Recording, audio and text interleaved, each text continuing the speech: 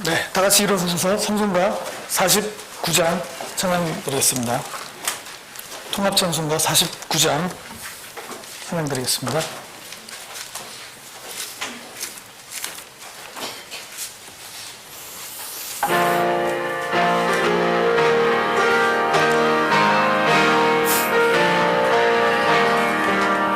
참 즐거운 노래를 높이 불러서 이 세상 사는 동안 주 찬양하겠네. 축복의 산에 올라 멀리 바라보니 나 건너가려던 것 뚜렷이 보이네. 참 아름다운 노래 늘 높이 부르세. 하늘의 소망 주신 주 찬양하여라. 참 아름다운 노래 다 함께 부르세. 하늘의 기쁨 주신 주 찬양하여라. 즐거운 노래를 높이 불러서 내 영혼 구원하신 주 찬양하겠네. 땅 위의 성도들이 부르는 노래에 저 하늘의 천사는 화답하겠네. 참 아름다운 노래 늘 높이 부르세. 하늘의 소망 주신 주 찬양하여라. 참 아름다운 노래 다 함께 부르세.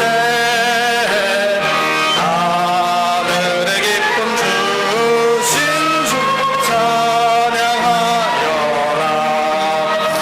참 즐거운 노래를 높이 불러서 만왕의 왕 되신 나 찬양하겠네.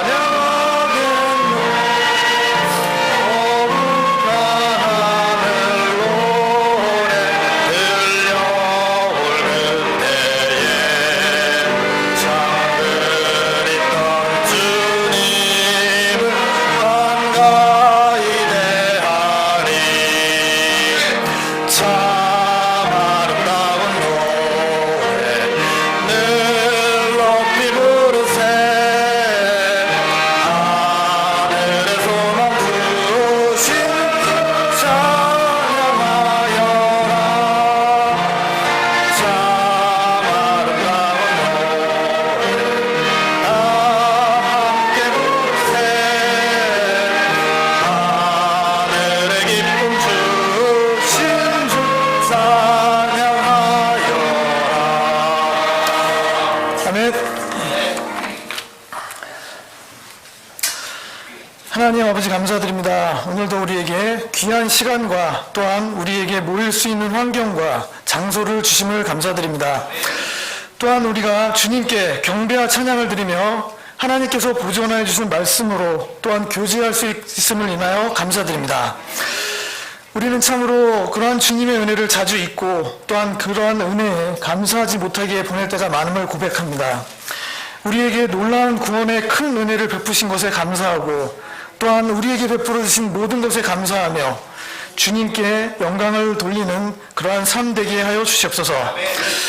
이 세상 가운데 참으로 하나님을 따르지 않을 뿐만 아니라 오히려 하나님을 대적하는 일들이 일어나고 있음을 우리가 봅니다. 참으로 그러한 일들이 예적부터 있었고 주님께서 다시 오실 때까지 점점 더 심해질 것을 우리가 말씀을 통해서 압니다. 참으로 믿는 성도들로서 우리가 이 땅을 살아갈 때에 하나님 말씀에 더욱더 깨어있고 또한 말씀을 통해 우리에게 보이신 그 하나님의 뜻을 잘 기억하여 따르는 삶 되게 하여 주시옵소서. 풍랑이 있는 이 바다같이 요동치는 이 세상 가운데서 분주하게 움직이는 이 세상의 흐름 속에 또한 국제 정세들 속에서 우리가 이러한 모든 것들 속에서도 우리는 주님 안에 평안이 거하고 주님 가운데 거하는 그러한 날마다의 삶이 우리에게 참으로 안전한 길이며 복된 길이며 참 행복임을 우리가 이 시간 다시 고백하는 그런 시간이 되게 하여 주시옵소서. 오늘도 찬양과 경배 또한 말씀 선포 또한 우리의 교제하는 모든 시간 가운데 주님께서 영광 받아 주셨고 또한 우리가 주님 앞에 우리가 보내는 이 시간 그리고 앞으로 우리가 잠시 지금 체험하는 이 예배 가운데서 우리가 느끼는 그러한 것들이 우리가 앞으로 주님 앞에 영원히 거할 곳에서 거하는 것에 그러한 잠시 동안의 평안을 우리가 이 시간 가운데 또한 느끼게 도와주시고 또한 주님께 모든 것들을 영광 돌리는 그러한 시간이 되게 하여 주시옵소서. 감사드리며 예수님의 이름으로 기도드립니다. 아멘. 다 같이 앉아주십시오. 찬송가 245장 찬양 드린 후에 헌물 기도가 있겠습니다. 245장입니다.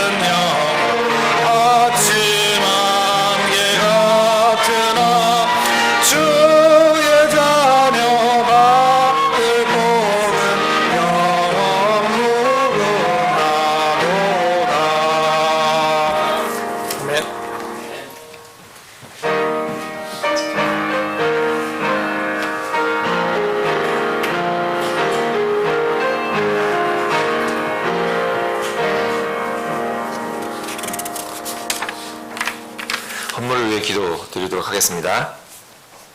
내가 모태에서 벌거벗고 나왔은즉 또한 벌거벗은 채 그리로 돌아가리라. 주께서 주시고 주께서 가져가셨으니 주의 이름이 찬송을 받을지어다. 아멘. 아버지 하나님, 오늘을 구별하여 주님께 예배드릴 수 있는 마음과 환경과 건강을 주셔서 감사합니다. 우리의 삶의 모든 감사의 근원이 긍휼이 풍성한 하나님 아버지이심을 고백합니다. 우리의 일상의 삶에서 우리를 보호하여 주시고 우리에게 필요한 것들을 주님의 사랑으로 채워주심을 감사드립니다. 주님께 순종하여 주님의 길을 따라 걸음으로 주께서 주시는 형통함을 누리는 복된 삶을 살기 원하오니 주님의 일에 우선순위를 두는 믿음을 허락하여 주시옵소서. 그리스도의 심판석에서 주실 상급을 얻기 위해 이 땅을 사는 삶을 통해 주님을 향한 순종을 풍성히 증명하기를 원합니다. 아버지 하나님, 여기 고개 숙인 각자의 마음이 먼저 주님께 기쁨의 예물이 되기를 원합니다. 주님께서 우리에게 허락하신 물질 중 마음에 정한 분량을 구별하여 주님께 드립니다. 드린 이 물질이 사용될 때 주님의 뜻을 이루는데 지혜롭고 효과적으로 사용되어지기를 소망합니다. 특별히 공적 성경 사역과 인터넷을 통한 말씀 사역, 혼의 구령 사역, 선교사 지원 사역 등 우리에게 맡겨주신 많은 일들을 이 물질을 사용하여 잘 완수할 수 있도록 돌봐 주시옵소서.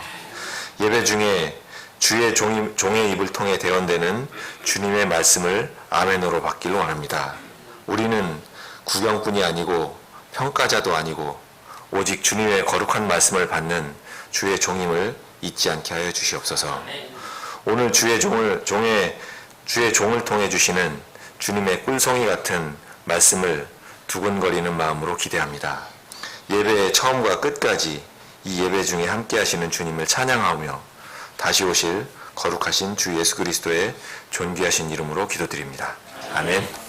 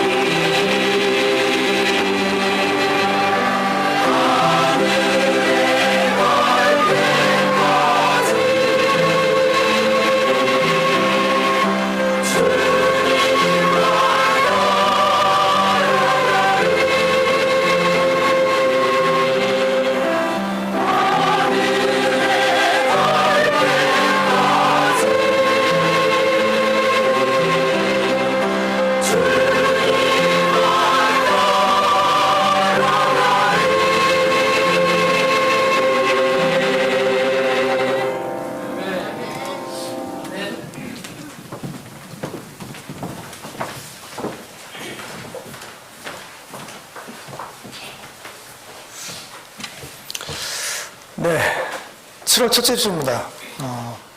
2019년이 시작한 지가 얼마 안 된 것 같은데, 반기가 넘어갔죠, 그렇죠?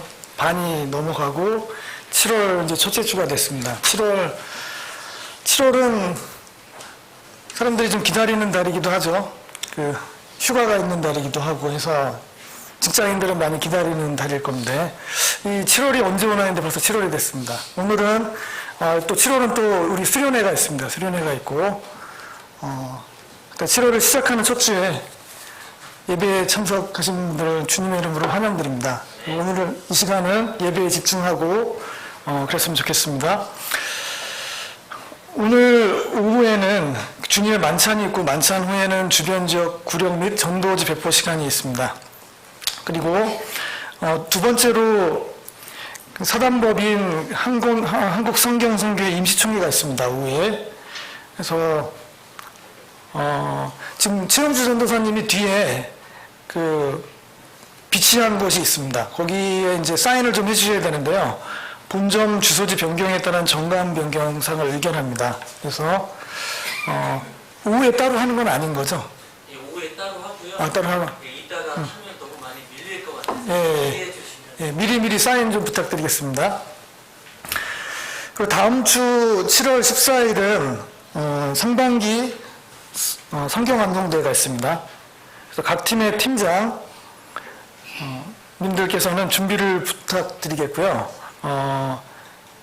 여기 팀장님들 이름이 다 이제 기록되어 있습니다. 김양춘 어르신부터 해서 유초등부 김민우 형제님까지 각 팀별 이렇게 준비 잘 부탁드리겠고요. 그리고 통장 암송 하실 분들은 오늘까지 대회 진행자 임승환 집사님께 신청을 부탁드리겠습니다. 그리고 네 번째로는 여름 성경 수련회, 그러니까 7월 28일부터 31일까지 숙박 장소를 다 예약을 했습니다. 그래서 방배정을 미리 할 수 있도록 참가 신청을 다음 주까지 해주셨으면 좋겠습니다. 네. 7월 첫째 주 성경 암송 구절을 다 같이 응독하시고 이후 시간 이제 진행하겠습니다. 신명기 18장 22절입니다. 다 같이 시작. 만일 대언자가 주의 이름으로 말하는데 그 일이 뒤따라 일어나지도 아니하고 성취되지도 아니하면 그것은 주께서 말씀하지 아니한 것이요 오직 그 대언자가 자기 뜻대로 그것을 말하였나니 너는 그를 두려워하지 말지니라. 신명기 18장 22절 말씀. 아멘.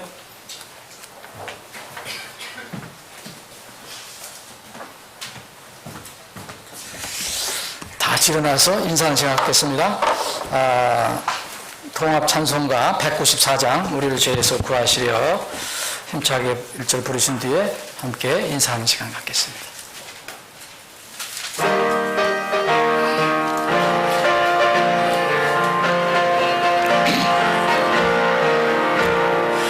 우리를 죄에서 구하시려 주 예수 십자가 지셨으니 기쁘게 부르세 할렐루야 나 구원 얻었네 찬송하세 찬송하세 주님 나를 구하셨네 찬송하세 찬송하세 주가 구원하셨네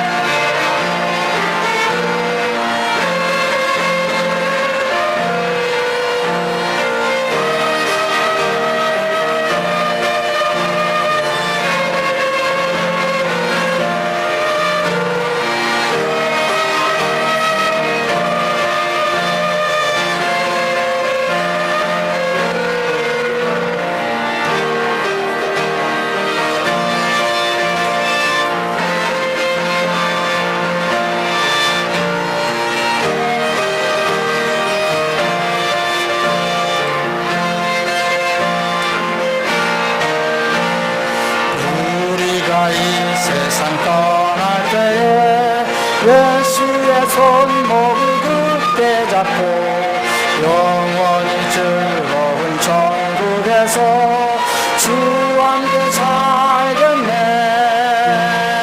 찬송하세 찬송하세 주님 나를 구하셨네.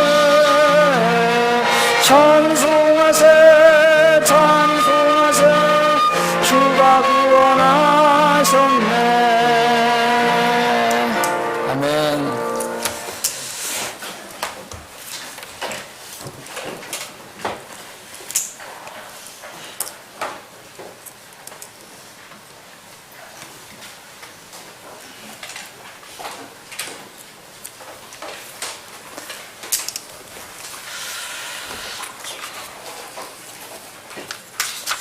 자, 오늘 함께 나눠볼 말씀은 신약성경 제 앞에 마태복음 24장을 보겠습니다.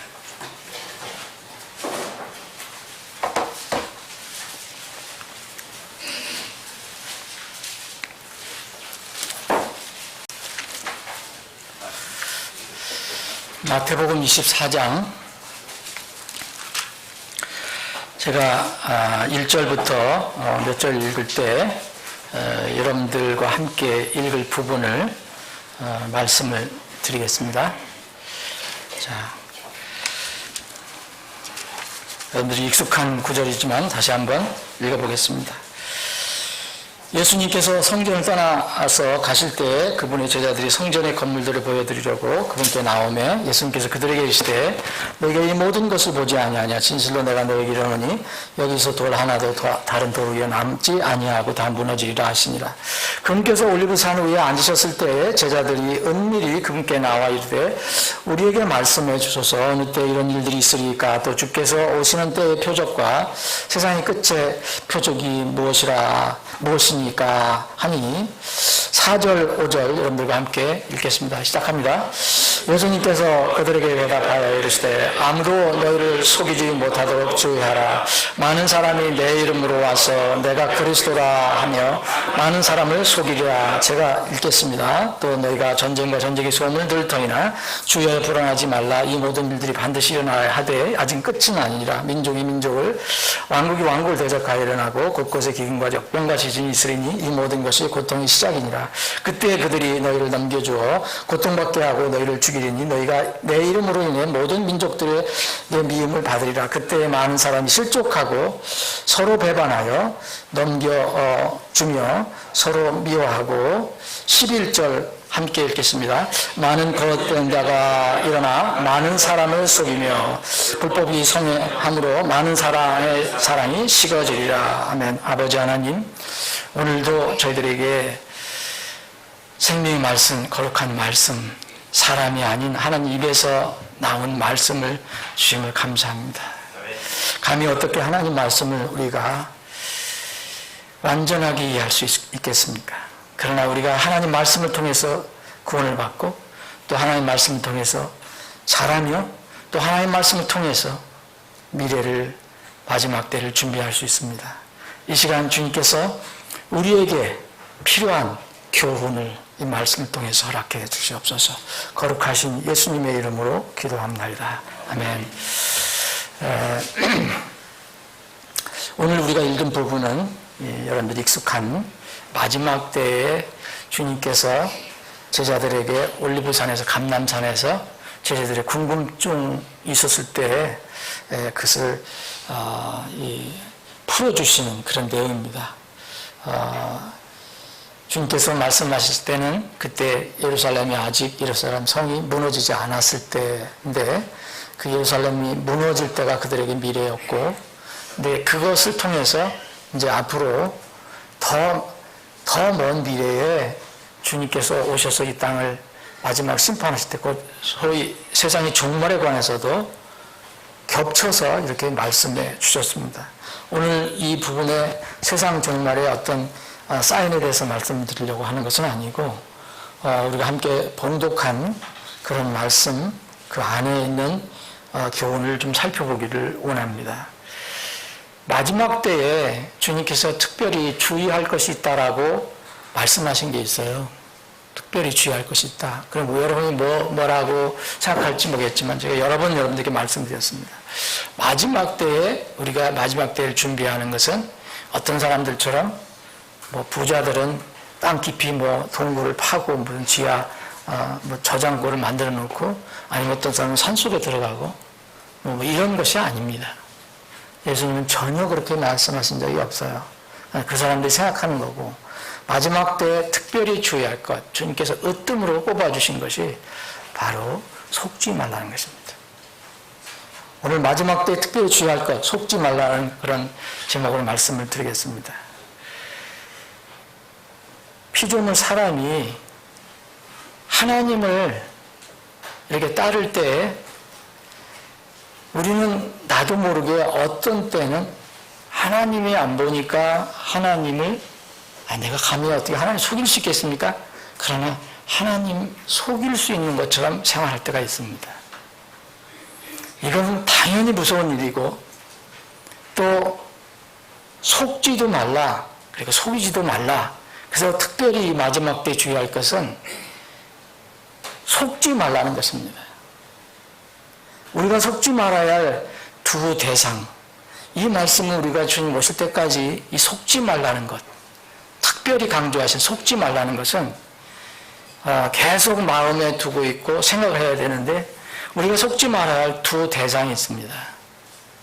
첫 번째는 이 주님께서 말씀하신 것처럼 내가 다른 사람 외부의 어떤 일로 인해서 내가 속는 것입니다.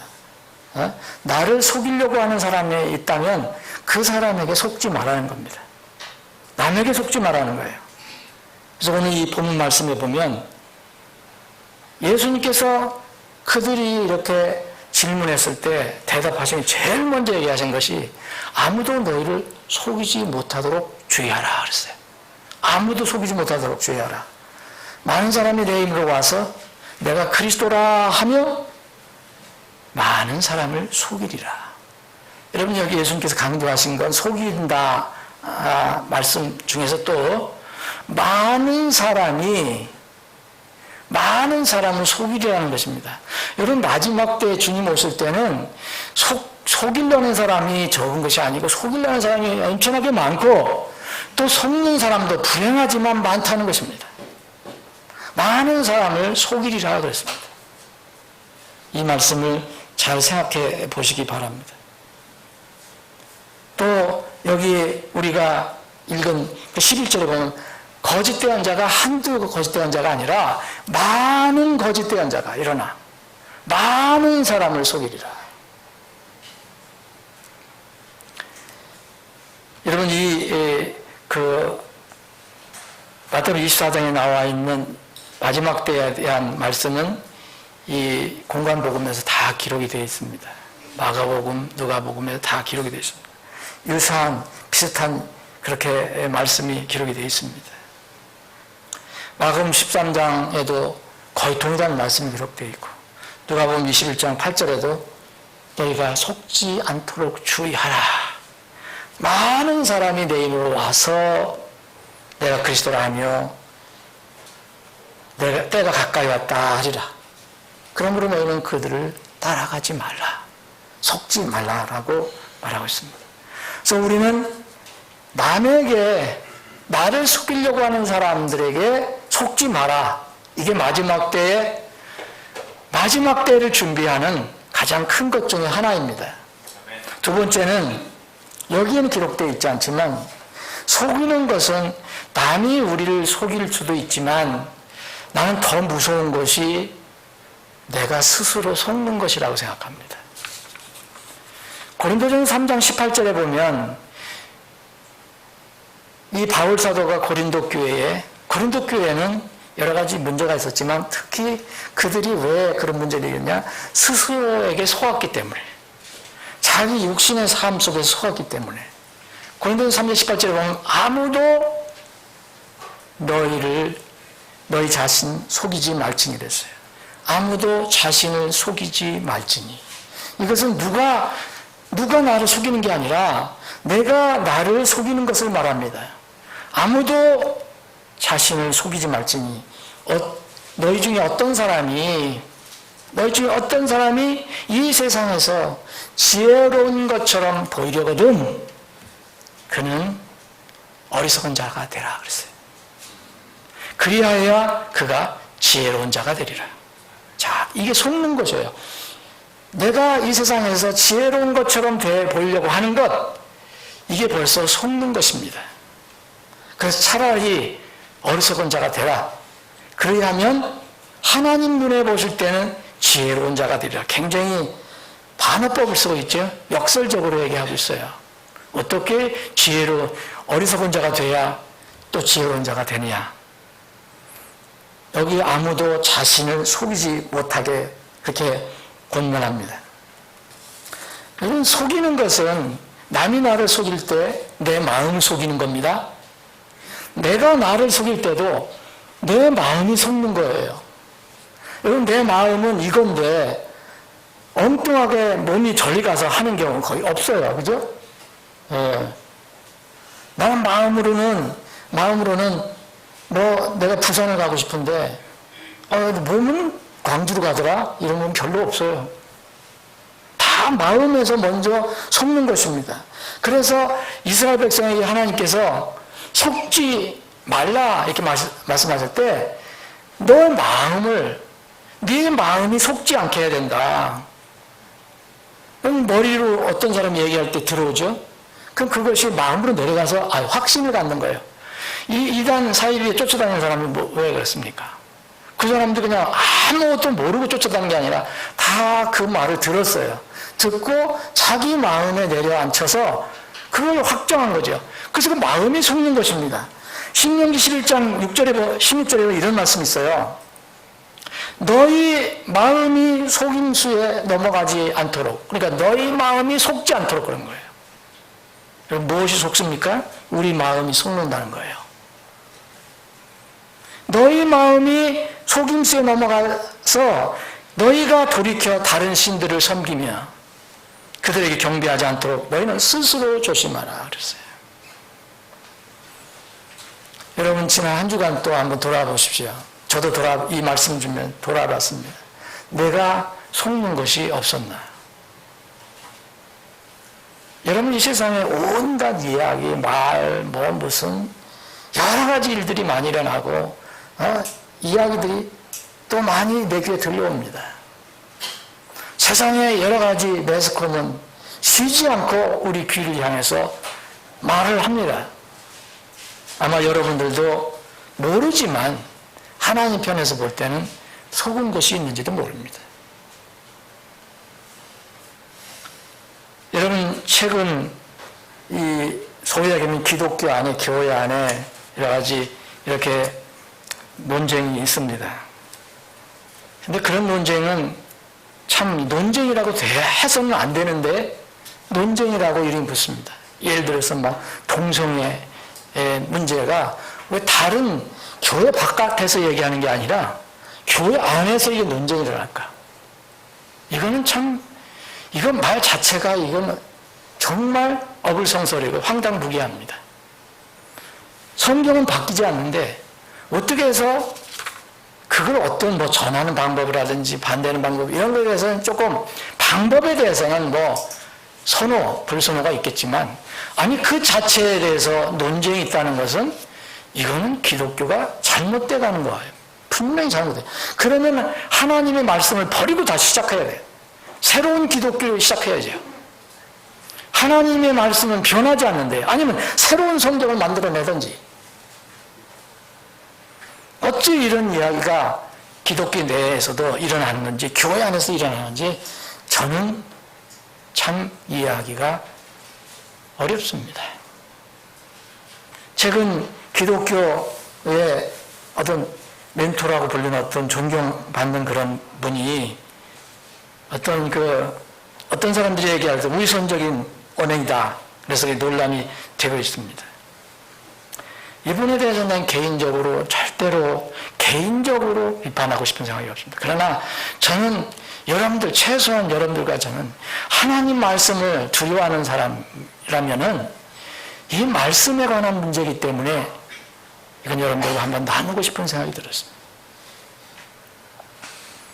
이분은 정말 저도 사실은 젊었을 때 이렇게 아유 훌륭한 분이다라고 생각했던 분입니다. 인격적으로는 그럴 것입니다. 근데 저는 인격과 하나님의 말씀이 부딪힐 때는 절대 인격 따르지 않습니다. 그게 무슨 의미가 있습니까? 인격이 하나님 말씀을 기초로 해야 되지. 하나님 말씀을 거역하거나 하나님 말씀을 묘하게 이렇게 훼손하고 그러는데 그 인격이 아무리 좋으면 뭐합니까? 여러분, 이분은 저도 전에는 잘 몰랐는데 이렇게 살펴보니까 굉장히 정치 활동을 사실 많이 한 분이에요. 그래서 남이 정치 활동하는 것은 굉장히 또 비판을 많이 하는 분이에요. 예를 들어서 이분이 소속된 그런 단체 아니면 본인도 옛날에 이 국가보안법이 여러분도 아시잖아요. 북한과 대치되고 있으니까 공산주의 사상을 가지고 있는 사람들에게 우리 이 나라를 보호해야 된다는 차원에서 국가보안법이라는 게 있는데 이걸 폐지 주장한 사람입니다. 그리고 천안함 사건 나고 연평도 사건 났을 때 그때 정부에서 미국하고 이 훈련을 다시 재개하자. 안보를 튼튼히 해야 된다. 그래서 이게 훈련, 키리졸분가 그거 할 때 이것도 반대한 양반이에요. 제주 해군기지를 건설할 때도 이게 반대한 분이에요. 이렇게 제가 찾아보니까 저는 몰랐던 것이 많이 나더라고요. 그런데 여러분, 이분이 주로 이야기하는 것은 평등입니다. 정의, 대부분 그렇잖아요. 요새 그런 단체들 보면 평등, 정의, 평화, 인권, 민주 얼마나 좋습니까? 참 좋은 거예요, 이거는. 그런데 북한 인권에 대해서는 절대 말하지 않습니다. 그렇게 처참하게 북한 백성들을 무도하게 잔악하게 처형하고 다루는 북한 세습 정권에 대해서는 절대 입을 다물었습니다. 북한에 한번 다녀와서 그런지 모르지만 북한 초청을 받아서 갔다 왔다고 하는데, 근데 이분이 주도하는 그런 어떤 단체에 저도 어제 처음 한번 들어가 봤습니다. 이 말씀 준비하는데. 근데 거기서 얘기하는 것이 인권보다가 동물권도 주장합니다. 인간과 동물은 같은 하나님 피조물, 이건 맞습니다. 동물윤리라는 게 있는데, 여러분, 동물윤리라는 것이 무엇입니까? 여러분, 동물 잡아잡수는 분들은 회개하시기 바랍니다. 소부터 돼지부터, 그리고 이야기하시는 우리 형제들이 좋아하는 뭐가 있어요. 네. 정말 동물윤리, 이거를 강조합니다. 지금 물론 저도 동물을 잔인하게 대해서는 안 된다고 생각합니다. 근데 사람보다도, 북한 사람들, 고통받는 사람들, 남한에서도 고통받는 사람들 있는데, 그거보다도 동물이 더 중요합니까? 여러분, 또 이 단체에서 뭐 하냐면은, 왜 개신교는 성소수자를 혐오하는가? 이 비판하는 겁니다. 혐오하는 건지 뭐 하는 건지, 그 사람들은 쓰는 용어로 혐오한다 그러지만, 제가 이 성경에서 동성애에 관해서 하나님 말씀을 이야기하면 그걸 혐오한다고 얘기합니다. 이분은 절대 다시 말씀드리는 개인적으로 그분을 내가 비판하려는 게 아닙니다. 여러분들 속지 말아야 합니다. 뭐에 속지 말아야 하는지 아십니까? 이분은 이렇게 또 얘기합니다. 나는 그분 윤리운동하는 거 좋다고 생각합니다. 돈은 미워하라. 여러분, 돈 자체가 죄악이 아닙니다, 여러분. 그럼 이분은 돈 없이 사는가 한번 물어보고 싶거든요. 그러면서 또 목사의 기준을 세워놨어요. 저도 이 기준에 뭐 들어갈지도 모르겠죠. 목사, 한국의 목사는 이렇게. 목사는 차를 타려면 T코 이상은 타지 마라 그랬어요. 그럼 지금 T코가 나옵니까? 모르겠는데 요새 나오면. 저는 거기에 위배됐어요. 저는 SM3를 타고 있으니까. 평등, 정의, 평화, 인권, 민주. 그리고 이분은 또 이 미국 대통령을 굉장히 비판하는 분입니다. 뭐, 그건 자유죠, 뭐네요, 뭐. 누가 뭐라 할 수 없습니다. 그런데 이렇게 얘기합니다. 미국의 복음주의 교회와 복음주의 기독교인들이 있는데, 이들은 성소수자, 곧 GLBT나 뭐 LGBT라고 하는데, 이 성소수자들을 혐오하는 그런 기독교인들의 전폭적인 지지로 트럼프 대통령은 당선이 됐다.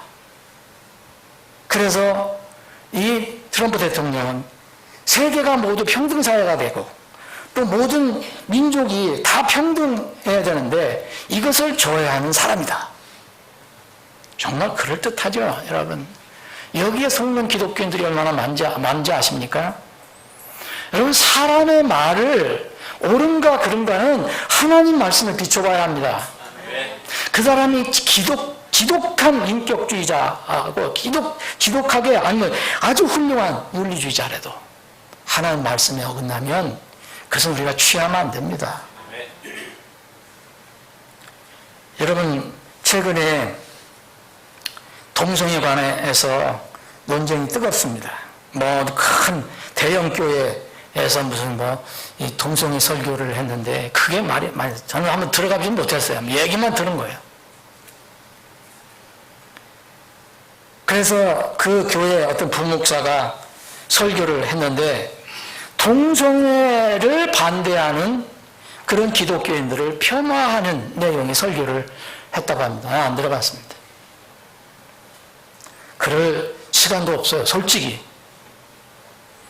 그런데 담임 목사가 이 부목사가 설교한 것을 또 지지하는 그런 설교를 했다고 합니다. 이 두 사람이, 어떤 사람이 분석한 거냐면 이 두 사람이 바로 이렇게 기독교 멘토라고 하는 윤리운동을 하는 이 분의 사상에 영향을 받았다라고 분석을 합니다.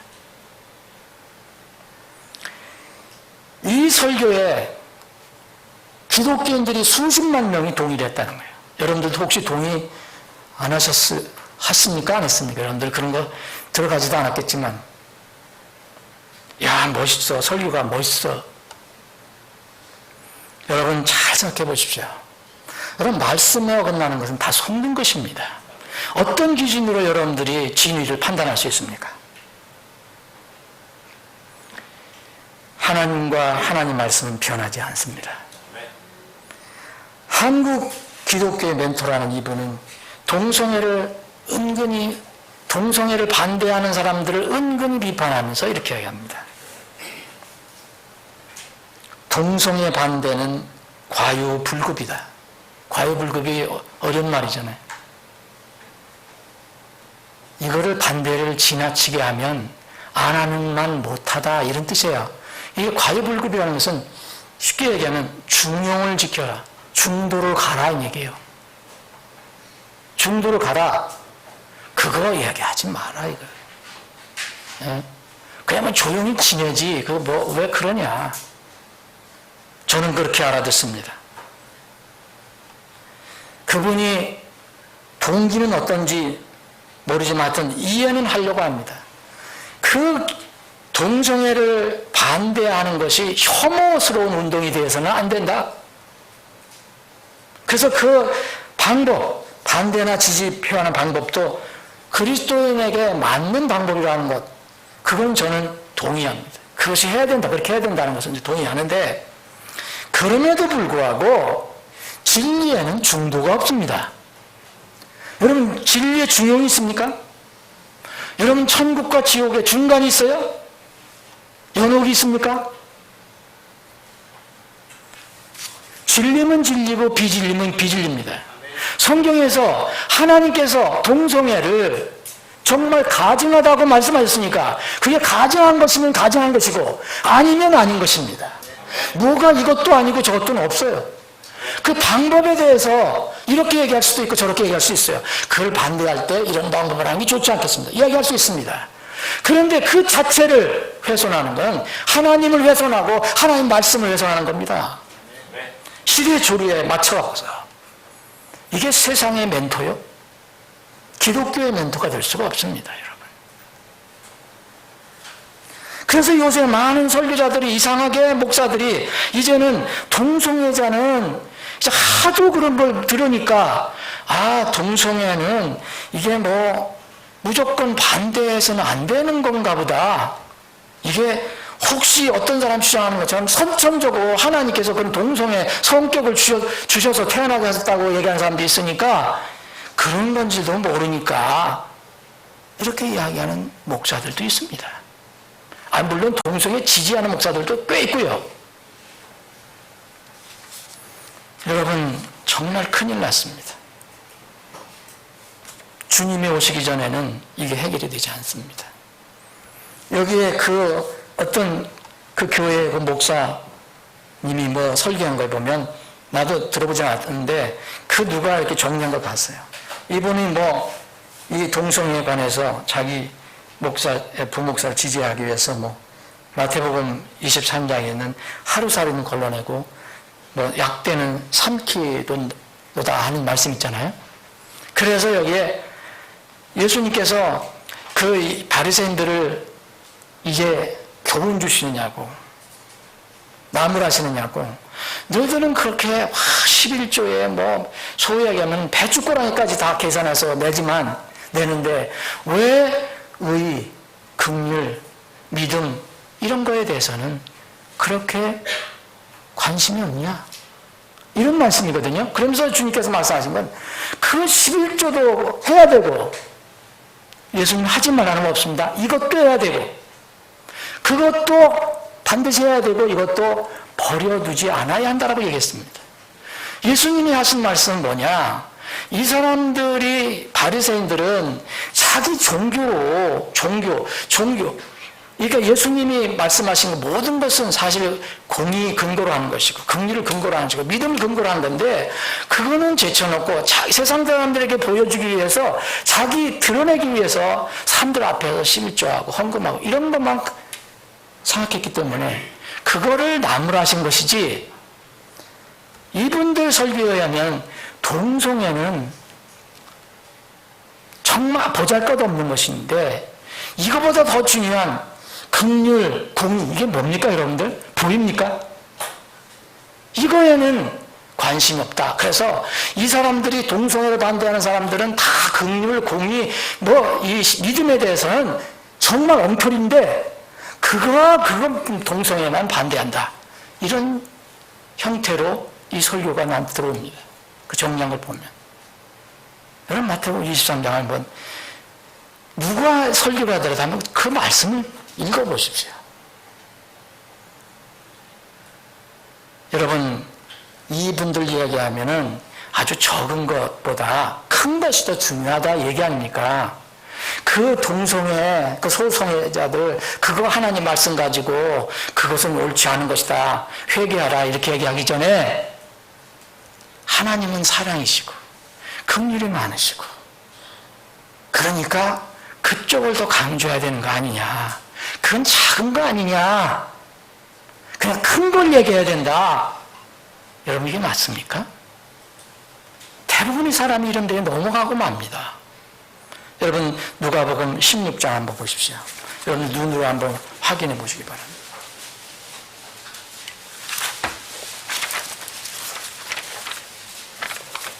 여러분 누가복음 16장 여기에 유명한 그 불의의 그 청지기가 나옵니다. 그러시면서 불의의 청지기를 칭찬하시면서 누가복음 16장 10절 보면 이렇게 말씀하십니다.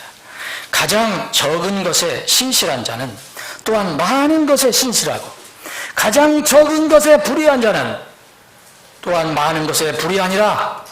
누구 말씀입니까? 유명한 사회 기독교의 멘토 이야기입니까? 우리의 생명을 주관하시는 이 우주 만물을 창조하신 예수님의 입에서 나온 말씀입니다. 여러분 적은 것부터 시작해야 됩니다. 그래야 큰 것도 할 수 있습니다. 무슨 공의 얘기하면서 눈에 보이는 것도 실천하지 못하면서 그래서 그렇게 해서 많은 사람들을 오도하고 많은 사람들이 도덕적으로 무감각하게 하는 것입니다. 요새 설교가 대부분 그렇습니다. 사랑하는 여러분, 주님께서 마지막 심판하실 때 뭐라 하셨는지 아십니까? 기억하시죠, 여러분? 착하고 신실한 종아, 내가 뭐에 신실하였은즉? 내가 적은 것에 신실하였은즉. 어떻게 그 설교가 맞습니까? 저는 공의 강조할 수도 있다고 생각합니다. 그러나 동성애, 이것은 사람을 그렇게 미워해서는 안 되지만 그 사람에게 복음을 전해야 되고 그 사람이 회개의 대상이지만 동성애 자체가 무슨 하나님께서 선천적으로 주셨다? 여러분 도둑질 하는데도 그럼 하나님께 선천적으로 준 겁니까? 태어날 때부터 다 죄 짓는데 하나님께서 다 선천적으로 준 거예요? 그렇게 하라고 하신 겁니까? 조상으로부터 물려받은 죄 때문에 그렇죠. 동성애도 죄입니다.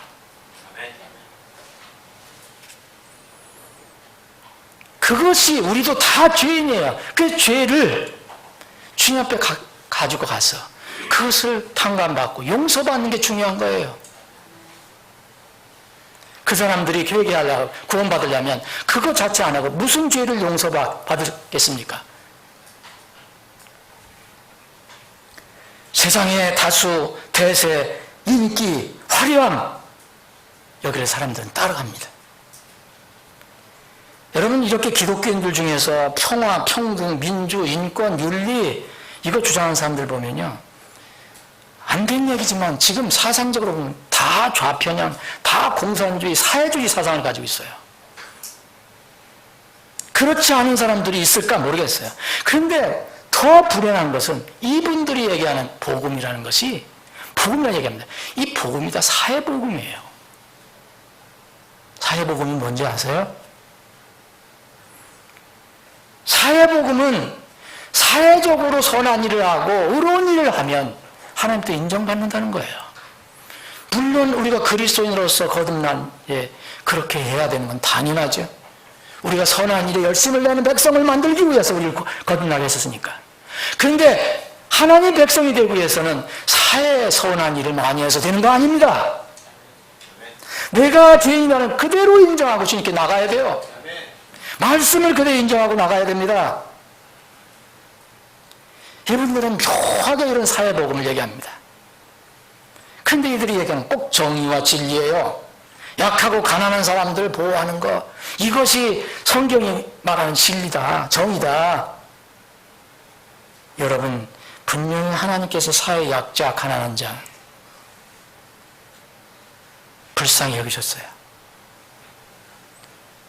고아, 과부, 나그네, 특히 또 이 상속물이 없던 레위인, 이런 사람들 특별히 하나님께서 이스라엘 백성에게 보호하고 도와주라고 얘기합니다.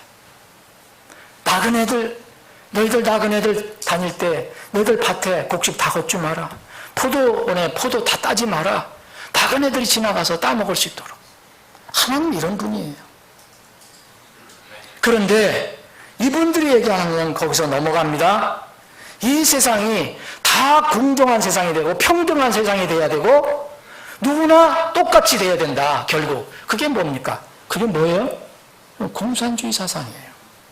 이건 이론으로만 가능해요. 사회주의 사상은 이론으로만 가능합니다. 그거는 실천 불가능해요. 왜냐하면 주님이 오시기 전에는 불가능한 일이기 때문에.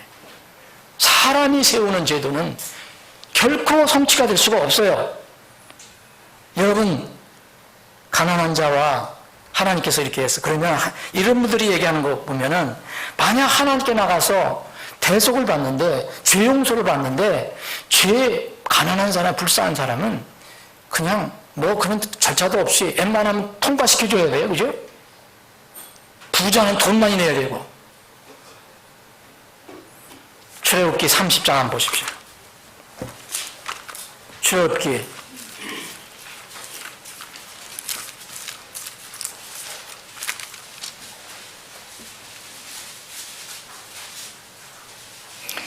30장 15절.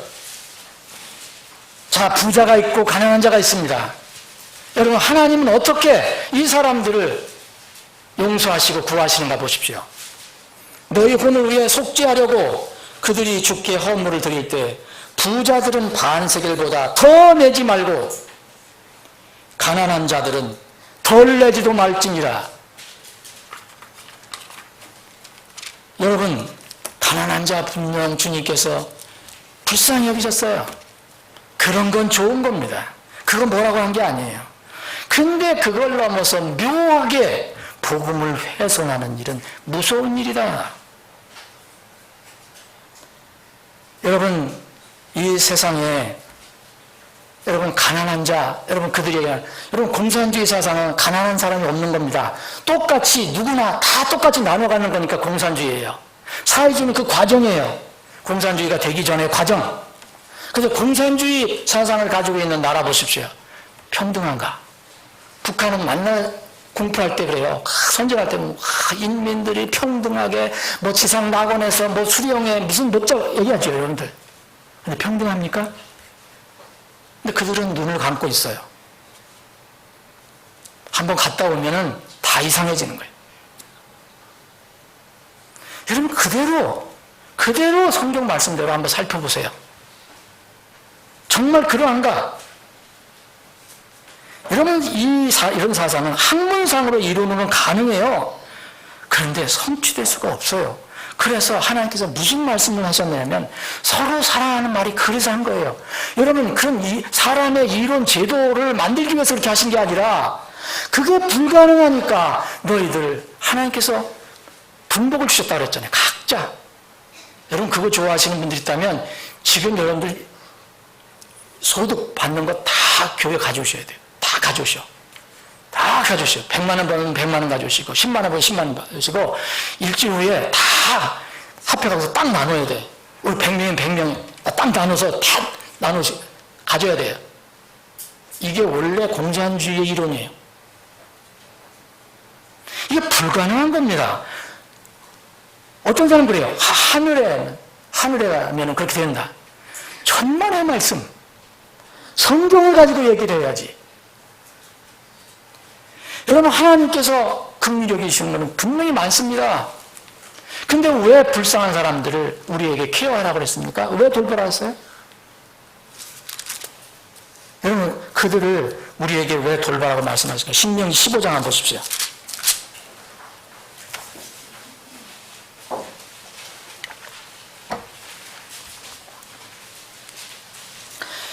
자, 15장 10절입니다.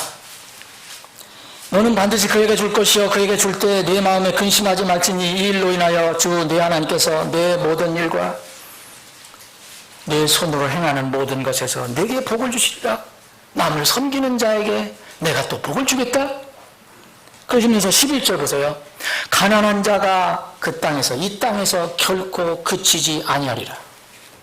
누가 하신 말씀입니까? 하나님께서는 이 세상이 절대 공평하지 않을 것이라고 얘기하는 거예요. 일부러 불공평을 조장하라는 게 아닙니다. 어떤 상황에서도 그건 불가능한 얘기입니다. 항상 가난한 자는 이 땅에서 없어지지 않아요. 그래서 그 가난한 사람들을 위해서 이렇게 얘기하는 겁니다. 그러므로 내가 네게 명령하이르노니 너는 반드시 내 땅에서 내 형제와 가난한 자와 궁핍한 자에게 네 손을 넓게 펼치니라.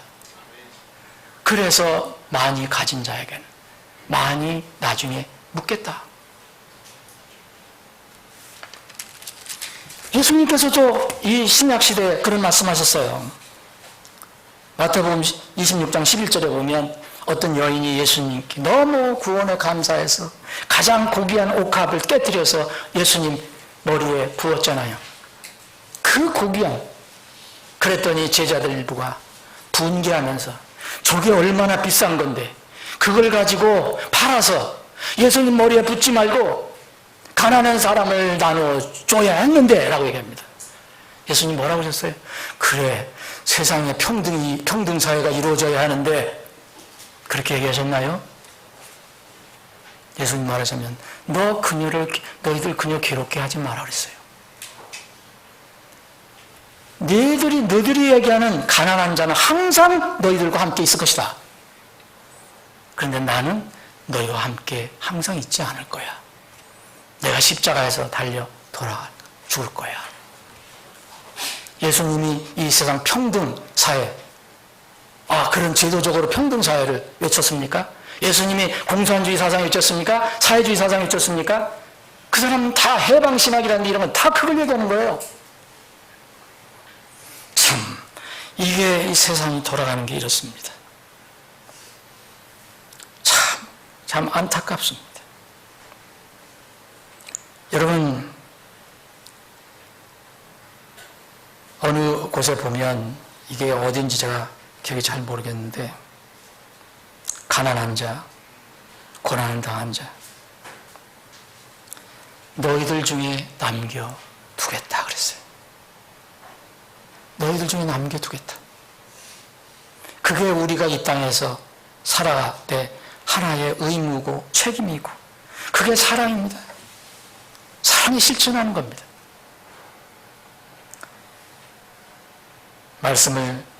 시간이 많이 지나서 말씀을 정리해야 되겠네요. 여러분, 하늘에 가면 여러분 어떤 사람 얘기합니다. 하늘에는 완전 평등사회다. 저는 반밖에 동의 못합니다. 구원의 생명, 하나님의 자녀가 되는 것, 영생을 누리는 것, 평등, 이거는 차별이 없어요. 근데 여러분 성경 말씀에 하면 여러분 하늘에 안 가봐서 모르지만 그럼 하늘에 안 가봤다고 왜 모릅니까? 성경 말씀대로 이루어질 건데. 예수님께서 이 땅에서 너희들 이 땅에 살아갈 때 이 땅에서 내가 너희들에게 보상 주겠다는 말씀하셨어요? 필요한 거 주세요. 그런데 예수님께서 말씀하신 하나님께서 약속하신 보장은 다 이 세상이 끝나고 다음 세상에 천국에서 이야기하는 겁니다. 생명에는 영생은 평등하지만 보상은 평등하지 않습니다, 여러분. 어떻게 보상이 평등하다고 얘기합니까? 여러분, 분명히 마태복음 25장에 보면 1달란트, 2달란트, 5달란트 비유가 나와요. 분명히 하나님 차별 두시죠? 자, 누가복음 19장에 보면 문화 비유가 나오잖아요. 1문화로 10문화 버는 사람에게 뭐 얘기했어요? 마지막 때 오시 심판하시면서 10문화 버는 사람에게 뭐라고 얘기하십니까? 줄 때는 똑같이 줬어요, 한 문화. 이게 평등해요. 하나님께서 우리에게 주신 건 다 똑같아요, 사실은. 많고 적고 없어요. 그거를 어떻게 활용하느냐가 중요한 거죠. 10문화 버는 사람에게는 잘하였도다. 착하고 신실한 종아 그랬어요. 거기 또 뭐라 하냐면 내가 작은 일에 신실하였은즉. 그리고 뭡니까? 내가 12시를 내가 다스릴 권세를 주겠노라 그랬어요. 자, 또 5문화 가진 사람이 나타났어요. 똑같이 너 착하고 신실한 종아. 내가 적은 일에 신실하였은즉 너에게 5골 다스릴 권세를 주겠노라. 여러분, 평등입니까? 이게 무슨 평등입니까? 한 문화 받은 사람 아무것도 아니고 아무것도 안 하고 그냥 꽁꽁 땅속에 묻은 사람 악한 종으로 심판을 받습니다. 여러분, 감히 제가 이렇게 세상에서 무슨 멘토니 기독교의 원론이 존경받는 인물이니 하는데 제가 감히 그런 분들에게 개인적으로 인물에 관해서 얘기하는 게 아닙니다. 그분들이 잘못된 이런 복음, 이런 것들을 퍼뜨리기 때문에 이건 위험하다. 이건 속으면 안 된다. 절대 속으면 안 된다. 이런 것을 흔히 말합니다. 이분들은 되게 반미예요. 반미. 제가 여러분들 친미하라는 게 아니에요. 반미하면은 최소한 더 삶의 실천을 깨. 근데 이분들이 또 미국의 그 혜택은 다 누려요. 그 참 신기하죠. 여러분, 이런 분들을 요새 보니까 뭐, 패션 좌파 기독교인이라고 합니다. 강남 좌파라고 얘기해요. 이분은 뭐, 목사는 티코차를 타면 안 된다고 하는데, 이상 타면 안 된다고 하는데, 돈을 비워한다고 하는데, 이분은 대형 교회 가서 한 번 설교를 했는데 300만 원을 받았더라고요. 야, 우리는 한 달 월급인데, 그거를 뭐 어디에 자선했는지는 모르겠지만, 차라리 그래서 오늘 고린도전서 3장 18절 말씀이 생각이 났습니다. 아무도 자신을 속이지 말라. 너희 중에 어떤 사람이 정말 이 세상에서 지혜로운 것처럼 보이려거든 어리석은 자가 되라. 근데 이거 어렵습니다. 명망 있죠, 지식 있죠, 뭐 학위 있죠. 요새는 그런 것만 있으면 또 돈도 또 와요. 얼마나 좋습니까? 훌륭한 인물이라. 멘토와 스승, 원로, 무슨 박사, 여러 이야기를 듣는데, 제발 저는 말하고 싶습니다. 다른 건 다 좋지만 복음은 왜곡하지 마라. 많은 사람들이 이것 때문에 복음을 오해해서 영원히 죽을 수 있다. 여러분, 저는 단순히 어떤 정치적인 사안을 말씀드린 게 아니에요. 이미 이런 것들이 교회 안에 깊이 들어왔어요. 한국 기독교에는 이게 깊이 들어왔어요. 정말 앞으로는 분리할 것만 남은 거 아닌가 하는 생각이 듭니다. 마지막 때에 사람들과 세상에 속지 않기 위해서 어떤 지혜가 필요한가? 그런 다음 시간이 될 때 말씀드리겠습니다. 말씀 정리합니다. 여러분, 요한계시록 3장 11절에 보면 이런 말씀이 있습니다. 보라, 내가 속히 오리니 네가 가진 것을 굳게 붙잡고 아무도 네 왕관, 면류관, 보상을 빼앗지 못하게 하라 그랬어요. 여러분, 속는 거 주의해야 됩니다. 속지 말아야 합니다. 다른 사람이 어떻게 얘기하든지 속지 말아야 합니다. 또 나 자신을 늘 살펴보시기 바랍니다. 나 자신에게 속는 것이 더 쉽습니다. 물론 당연히 하나님을 속이려고는 꿈도 꾸지 마십시오. 하나님께는 무조건 하나님께 합리화하지 말고 하나님께 무릎 꿇고 저는 이렇게 약합니다. 부족합니다. 이렇게 하는 게 좋은 것이지 자꾸 합리화해서 하나님을 속이려고 생각하지 마세요. 하나님은 다 아십니다. 결코 하나님 속일 수 없습니다.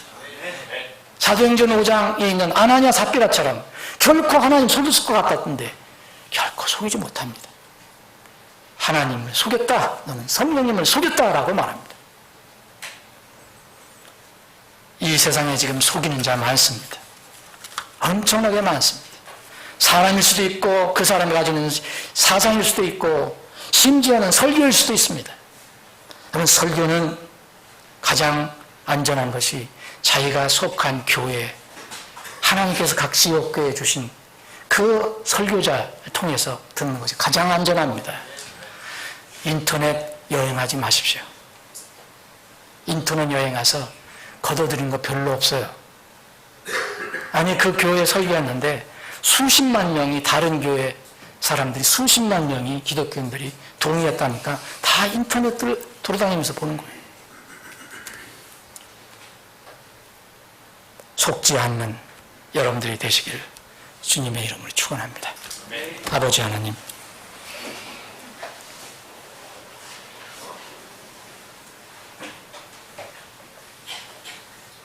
주님께서 우리는 전에 참 잘 속는 인물이었는데, 그런 사람들이었는데 진리의 말씀을 통해서 그 속임수에서 벗어나 이제 진리를 찾고 주님 앞에 설 수 있도록 그렇게 놀라운 은혜를 허락해 주셔서 감사합니다. 그러나 지금 주위에 너무 속인 사람들이 많습니다. 너무 많은 사람들이 여기에 빠져들어가고 있습니다. 외모, 명망, 세상 사람들이 평가하는 그런 것 때문에. 그러나 늘 우리에게 더 큰 믿음을 주셔서 오직 말씀만 바라보고 말씀에 비추어 사는 삶을 살 수 있도록 인도해 주시길 원합니다. 나를 거절하고 내 말을 받아들이지 않는 자들에게는 심판하는 이가 있으니 마지막 때에 내가 한 말, 그 말이 그를 심판하리라 하신 주님의 말씀을 날마다 시간마다 기억하며 살게 주시옵소서. 속는 사람들을 속지 않도록 또 돕는 우리 성도들이 되게 주시옵소서. 거룩하신 예수님의 이름으로 기도합니다. 아멘.